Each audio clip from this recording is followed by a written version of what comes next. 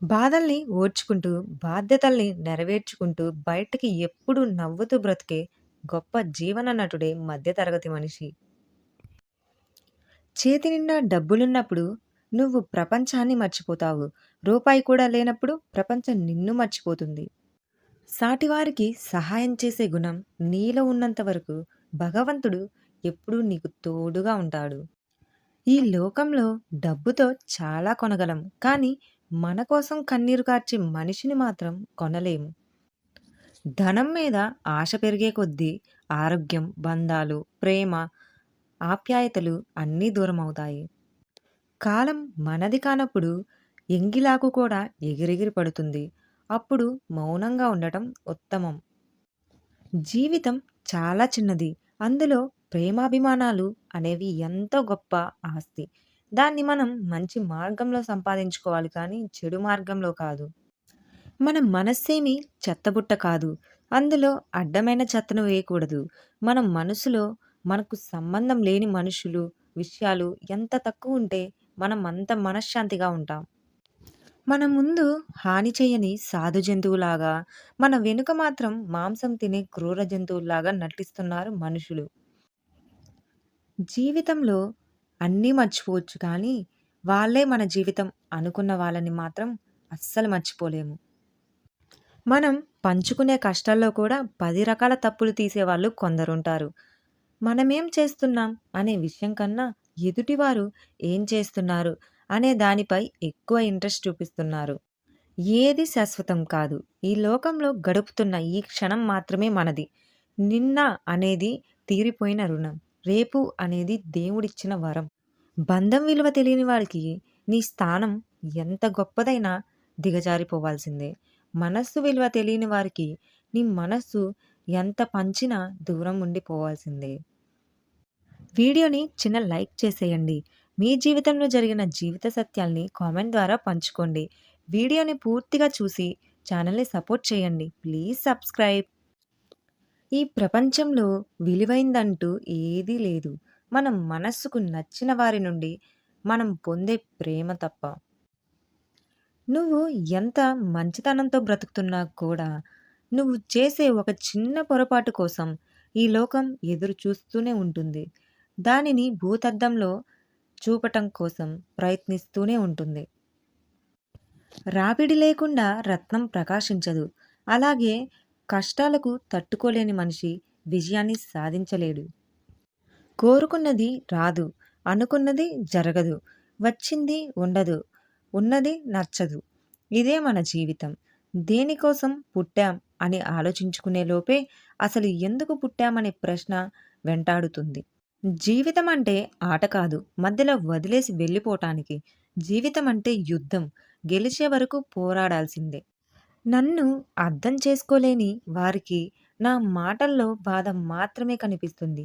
నన్ను అర్థం చేసుకున్న వారికి బాధ వెనుక ఉన్న ప్రేమాభిమానాలు కనపడతాయి. ధనవంతుడి దృష్టిలో పేదవాడి స్థానం గుమ్మం బయటే ఉంటుంది. కానీ పేదవాడి దృష్టిలో ధనవంతుడికి స్థానం గుమ్మం లోపల ఉంటుంది.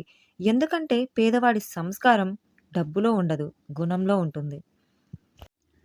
నిన్నటి నుండి పాఠం గ్రహించి రేపటి గురించి కలలు కంటూ ఈ రోజుని ఆనందించు. కేవలం బ్రతికేస్తూ జీవితాన్ని వ్యర్థం చేసుకోకు. ఇవ్వటంలో నీకు ఆనందం ఉంటే ఇస్తూ ఆనందించు. ఇలా కాని పక్షంలో నీ ఆనందానికి అడ్డొచ్చే వాళ్ళందరినీ నీ దినచర్య నుండి తొలగించు. రాజీపడి మాత్రం బ్రతక్కు. తెల్ల కాగితం తయారైనప్పుడు స్వచ్ఛంగా ఉంటుంది. తరువాత దాని మీద రాసే రాతను బట్టి దాని విలువ ఆధారపడి ఉంటుంది. అలాగే మనిషి కూడా పుట్టినప్పుడు స్వచ్ఛమైన మనస్సుతో పుడతాడు. జీవితంలో వాడు చేసే పనుల మీదనే వాడి విలువ ఆధారపడి ఉంటుంది.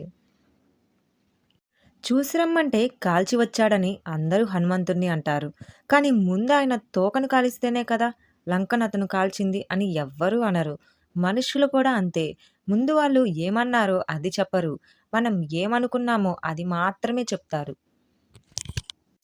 మనం కోతుల ముందు అరటి పండ్లను, డబ్బును ఉంచితే అవి అరటి పండ్లే తీసుకుంటాయి.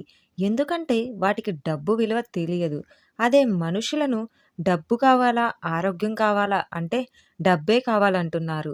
కానీ పాపం ఆరోగ్యమే అసలైన సంపద అని మానవాళికి తెలియటం లేదు. నిన్ను తక్కువ చేసి మాట్లాడినప్పుడు మౌనంగా ఉండటం, తిట్టినప్పుడు కోపాన్ని చూపించకుండా ఉండటం, పొగిడినప్పుడు గర్వంతో విర్రవీగకుండా ఉండటం నేర్చుకో. నువ్వు నేర్చుకున్న ప్రతిదీ నిన్ను ఒక్కొక్క మెట్టు పైకే చేరుస్తాయి తప్ప ఎప్పటికీ కింద పడేలాగా చెయ్యవు.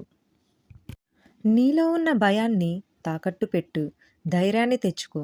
నిరాశ, నిస్పృహల్ని అమ్మేసి గుణపాఠం నేర్చుకో. బాధల్ని మూటకట్టి ఇచ్చేసి మనశ్శాంతిని కొనుక్కో.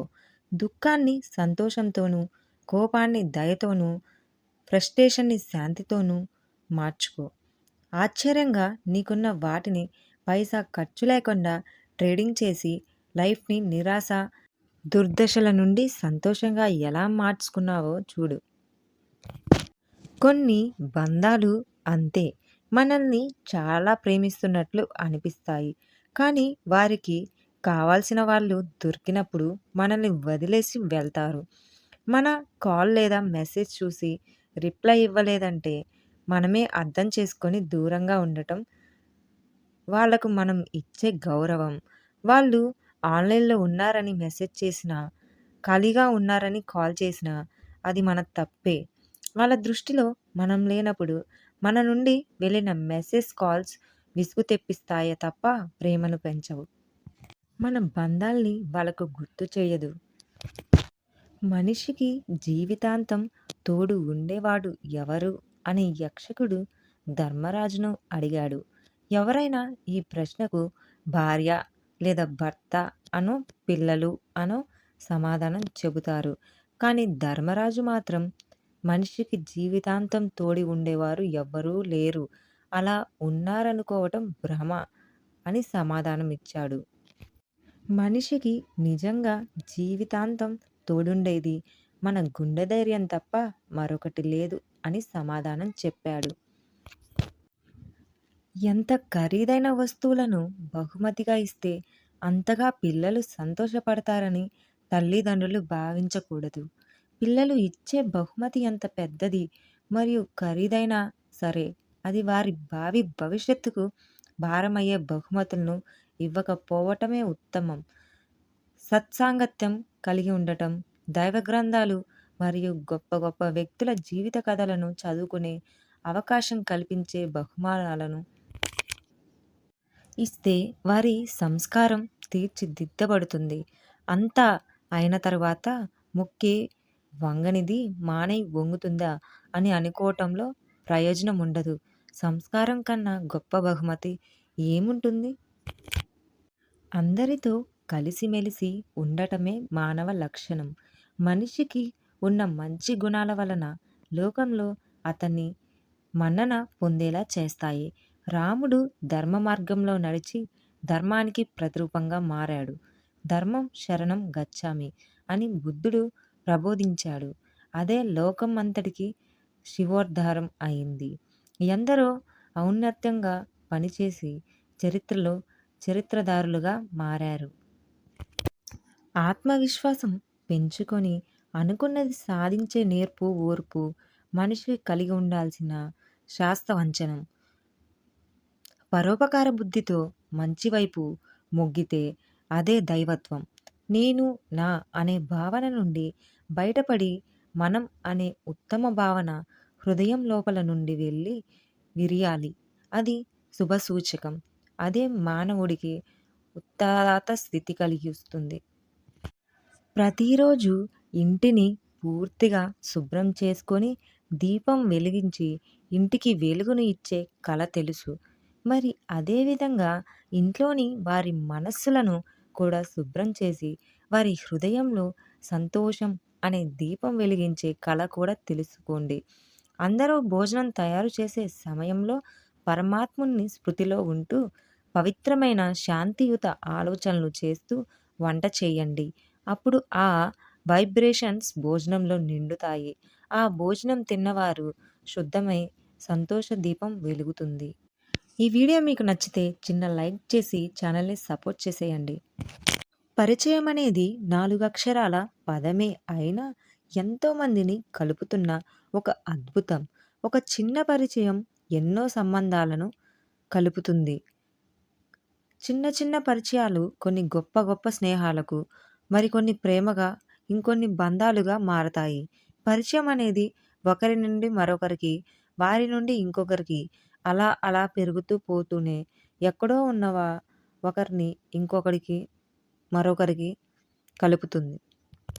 మంచి చెబితే చేదుగా ఉంటుంది. కానీ దాని ఫలితం ఎప్పుడూ తియ్యగానే ఉంటుంది. నీలో ఉన్న మంచిని దారి పొడవునా విత్తనాలుగా జల్లుకుంటూ పో. వెంటనే ప్రతిఫలం ఆశించకు. ఈరోజు కాకపోతే ఎప్పటికైనా నీ తరాల వారు వాటి ఫలాలు అందుకోవచ్చు. నిన్ను నువ్వు తెలుసుకోవటం కోసం బ్రతుకు. 10 మందిని బ్రతికించుకోవటం కోసం బ్రతుకు. అదే గొప్ప జీవితం. అందులోనే నిజమైన ఆనందం దాగి ఉంటుంది. కొందరు మన ఇష్టాలతో పని లేకుండా మన జీవితంలోకి వచ్చి, మన ఇష్టాలను అర్థం చేసుకొని, మన జీవితంలో భాగమైపోతారు. మరికొందరు మనం చూపించే ఇష్టాల్ని చులకనగా చూసి, మన మనసును అర్థం చేసుకోకుండా, మన జీవితం నుండి దూరంగా పోతారు. విచిత్రమేంటో మన మనసు ఆనందానికి చలిస్తుంది, బాధకు చలిస్తుంది. న్యాయం కోసం పోరాటం చేయటం అంటే 2 రోజులు డీపీ మార్చడం కాదు మిత్రమా. ప్రతి ఒక్కరిలో మార్పు కావాలి. ఈరోజు వేరే వాళ్ళ ఇల్లు కాలిపోతే అదే నిప్పు తిరిగి మన ఇంటికే చుట్టుకుంటుంది. మేలుకో మిత్రమా, అందరిలో స్పందన రావాలి. రాజ్యాంగం తిరిగి రావాలి. నిందితులకు శిక్ష పడాలి. ఏ మార్పు మనం కోరుకుంటామో అది మనతోనే మొదలవ్వాలి. అందరూ కలిసి పోరాడదాం. ఇంటి ఉద్యానవనంలో మొక్కలను మనకు నచ్చిన విధంగా కత్తిరించుకొని అందంగా పెంచుకుంటాము. మనసు అనే ఉద్యానవనంలోని ఆలోచనలు కూడా మనకు నచ్చిన విధంగా మలుచుకోవాలి. ఏ ఏ ఆలోచనలు మనకి సుఖశాంతులను ఇస్తాయో వాటిని పెంచుకుంటూ, అశాంతిని దుఃఖాన్నిచ్చే ఆలోచనలను కత్తిరించుకుంటూ, అనగా తొలగించుకుంటూ ఉండాలి. స్వయంలోనూ బలహీనతలను తొలగించుకుంటూ, ఇతరులలో సద్గుణాలను చూస్తూ ఉన్నట్లయితే మనసు అనే ఉద్యానవనంలో సంతోషం, సుఖము, శాంతి, ఆనందాలు సుగంధాన్నిచ్చే మొక్కల్లా పెరుగుతాయి. కష్టాలు, సమస్యలను, శ్రేయోభిలాషులను చెప్పుకోవటం మంచిదే. కానీ సానుభూతి కోసం మాత్రమే చెప్పుకోవటం మరికొన్ని సమస్యలకు తెలదెచ్చుకోవటం వంటిది. ఇలా చెప్పుకుంటూ వెళ్తే ఉన్న సుఖ సంతోషాలు కూడా ఆవిరైపోతాయి. ఎందుకంటే మీరు చెప్తున్నప్పుడు వినేవారితో పాటు మీ లోపల అంతరాత్మ కూడా వింటుంది.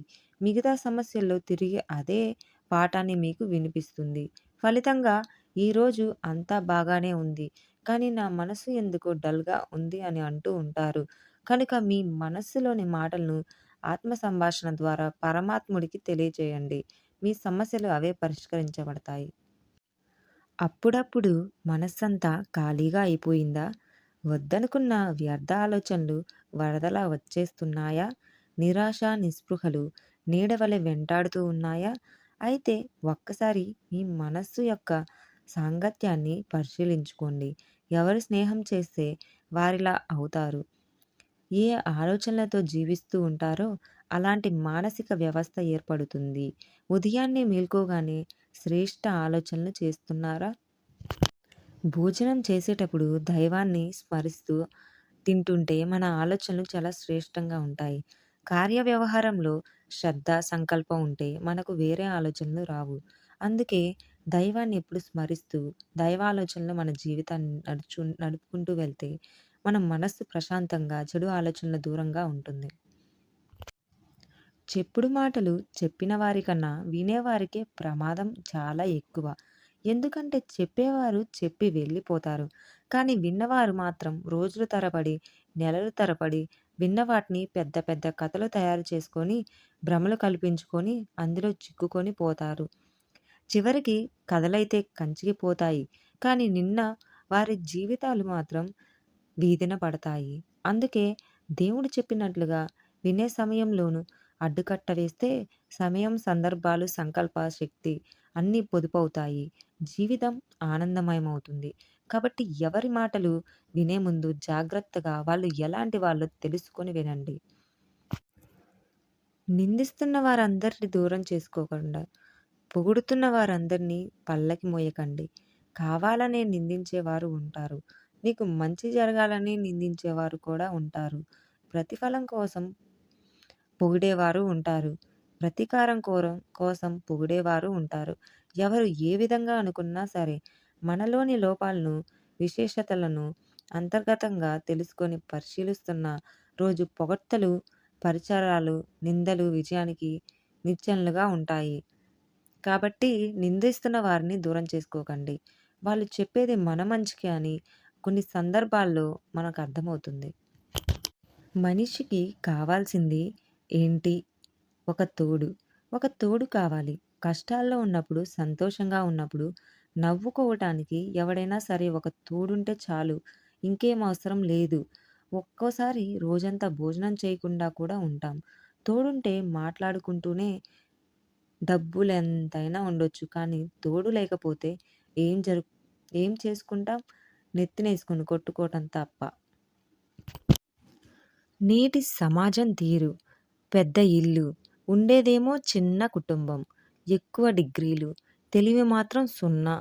కొత్త కొత్త మందులు. కావాల్సినంత అనారోగ్యం.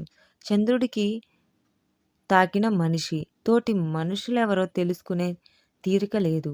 మంచి జీతం. మానసిక ప్రశాంతత లేదు. వేల మంది ఫేస్‌బుక్ ఫ్రెండ్స్. ఆస్తిపాస్తులు మాత్రం కరువు. మద్యం ఎక్కువ. మంచినీళ్ళు తక్కువ. ఎంతో మంచి మనుషులు. కరువైన మానవత్వం. విలువైన గడియారాలు. కానీ ఎవరి దగ్గర సమయం లేదు. చాలామంది డబ్బుతో ఏమైనా కొనగలం అని అనుకుంటారు.